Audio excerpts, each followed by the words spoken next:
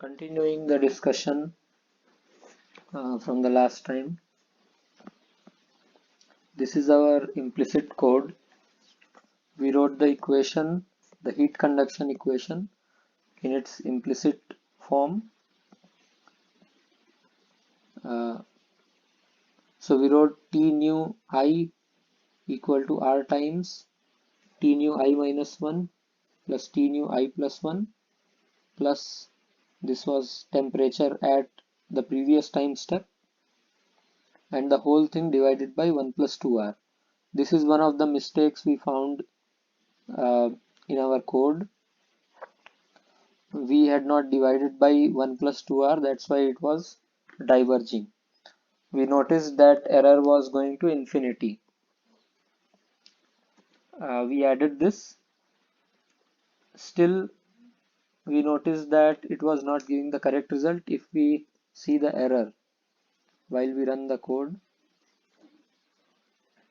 it is still busy, as you can see on the bottom left corner, and you can see it is running continuously, but the error is constant, 2.1263 into 10 to the power 3.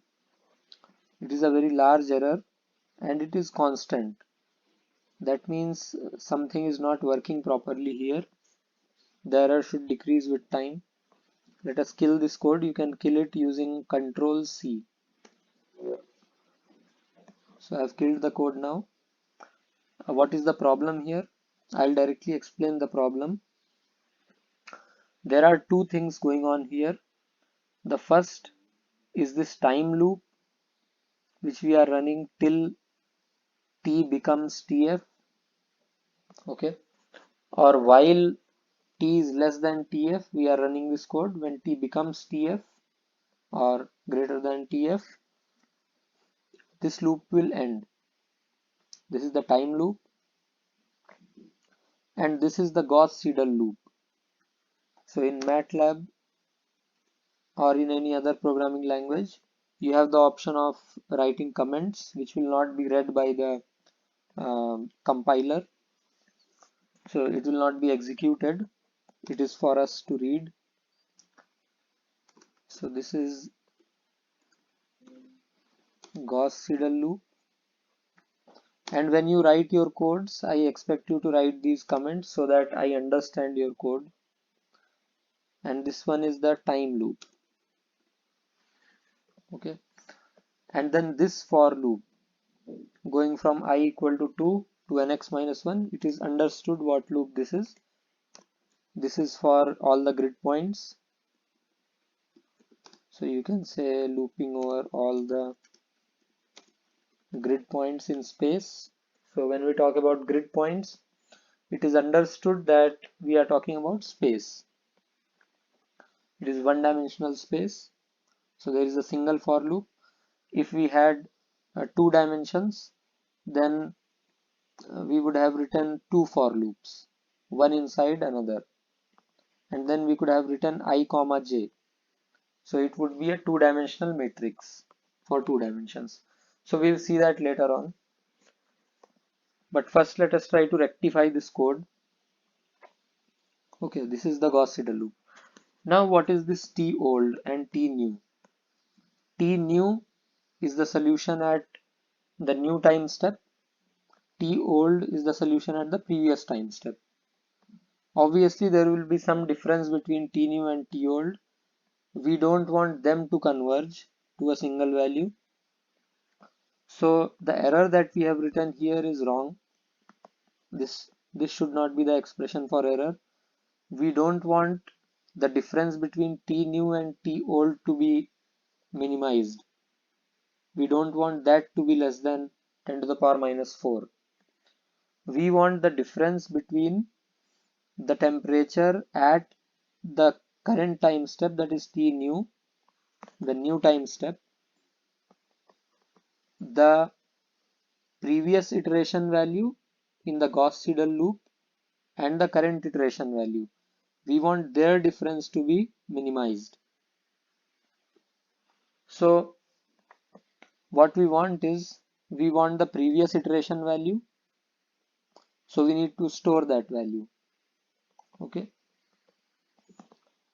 so what we can do is we can store that value here. Let's call that uh, tg, that is for, or tgs, that is for Gauss Seidel. You can call it old, tgs old. This is equal to t new.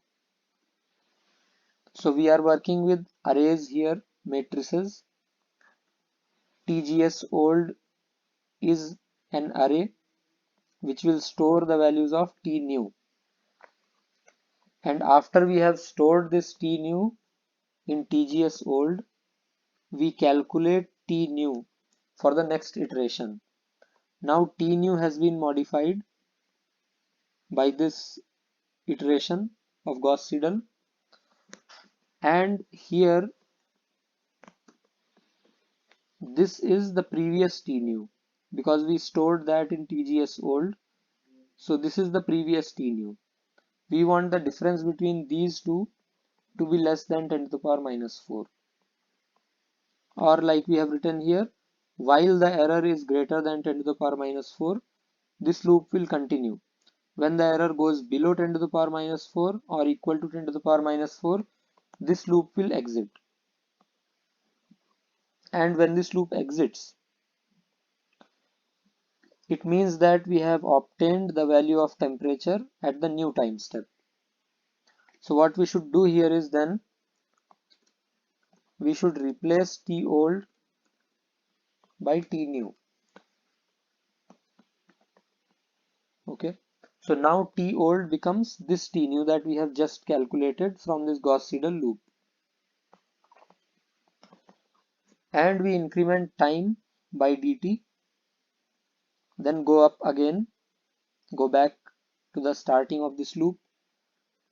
Then again, so what happens here is now error has already become less than 10 to the power minus 4. Now it will not enter this loop if it is below 10 to the power minus 4. So what we should do is we should again initialize error to be equal to some value greater than 10 to the power minus 4 so that at least it enters this loop. So let us give the value 1 to error again. Actually then we can erase this line number 23, because once it enters this while loop, the time loop, error value is set to 1. So this line is redundant, we don't need this. Okay, now it seems to be fine. Let us try to run this, and let us try to run this for TF equal to 5. Final time is 5. Yeah, as you can see, it has reached a steady state at t equal to 5, and it ran very quickly.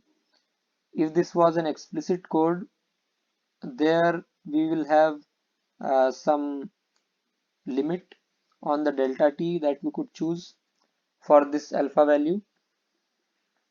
So it would have taken a long time for us to simulate this. Now let us try TF equal to 1.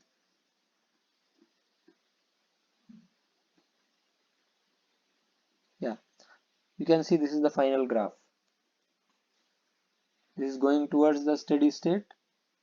It has not yet reached the steady state. And if you want to see how many iterations it is taking to converge, that you can see. Let us have uh, an array, and let us store the number of iterations here. So let us start with n equal to 0. N is the number of iterations, and in this loop we will write n equal to n plus 1. and when it exits this loop, what we'll do is uh, for this time step, we'll have an array. Okay,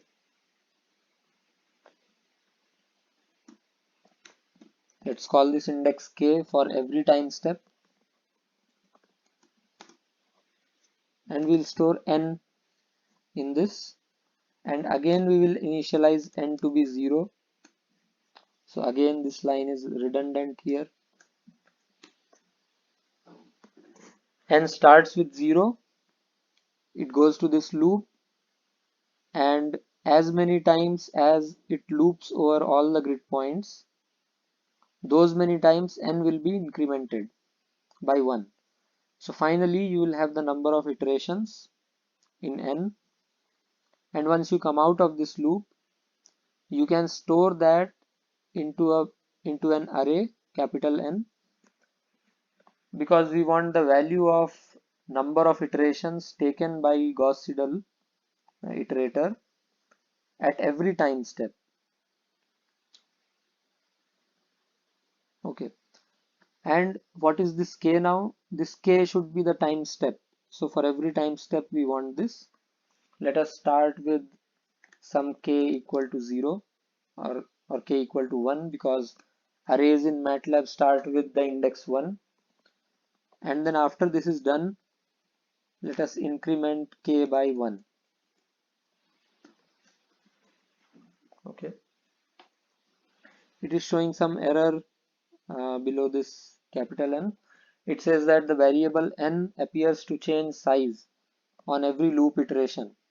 Consider pre-allocating for speed. So this is not an error, this is just a warning. It says that if you specify the size of n beforehand, then it will be faster.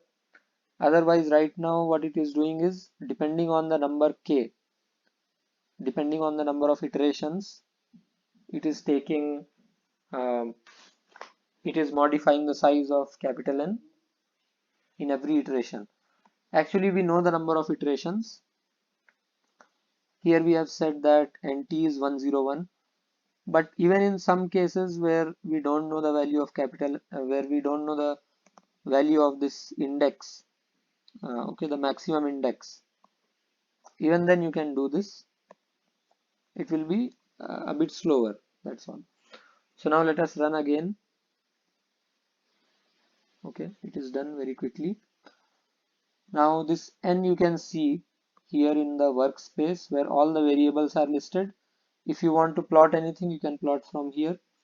Let us double click on n and check the number of iterations,